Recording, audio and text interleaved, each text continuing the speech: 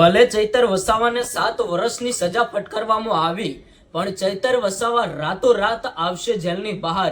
અત્યારે હાલ કેસની અંદર એક મોટો વળાંક આવ્યો છે। શું છે એક મોટા ખુશીના સમાચાર? ચલો જાણીએ આ વિડીયોની અંદર। ભાઈ, અત્યારે હાલ તમે સમાચાર સાંભળ્યા હશે કે ડેડિયાપાડાના ધારાસભ્ય ચૈતરભાઈ વસાવાને ક્યાંક ને ક્યાંક 7 વર્ષની સજા ફટકારવામાં આવી, અને અત્યારે હાલ તાજા સમાચાર બીજા મળ્યા કે ચૈતરભાઈ વસાવા આવશે જેલની બહાર।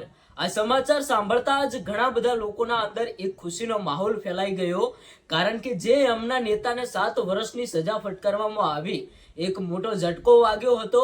અને અત્યારે હાલ એવા સમાચાર મળ્યા કે ચૈતરભાઈ વસાવા આવશે જેલની બહાર। હવે મિત્રો, શું છે સમગ્ર ઘટના? ચલો જાણીએ આ વિડીયોની અંદર। આપણે વિડીયોની શરૂઆત કરીએ। હવે ભાઈ, ચૈતરભાઈ વસાવાને જે સજા ફટકારવામાં આવી એ ક્યાંક ને ક્યાંક જે કોર્ટ દ્વારા નિર્ણય કરવામાં આવ્યો કે ચૈતરભાઈ વસાવાએ 2023ની અંદર આ ગુનો કર્યો હતો, તો એમને ક્યાંક ને ક્યાંક 7 વર્ષની સજા ફટકારવામાં આવે।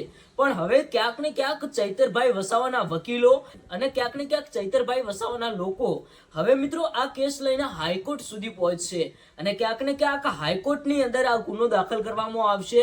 હાઈકોર્ટની અંદર ક્યાંક ને ક્યાંક એક લડત લડવામાં આવશે।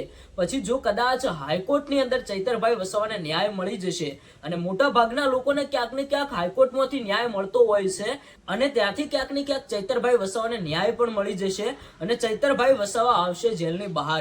પણ અત્યારે હાલ ચૈતરભાઈ વસાવાને 7 વર્ષની સજા ફટકારવામાં આવી। હવે ભગવાનને તમે એ પ્રાર્થના કરજો કે ચૈતરભાઈ વસાવાનો કેસ જલ્દીથી હાઈકોર્ટ સુધી પહોંચે અને ચૈતરભાઈ વસાવાને જલ્દીથી ન્યાય મળે।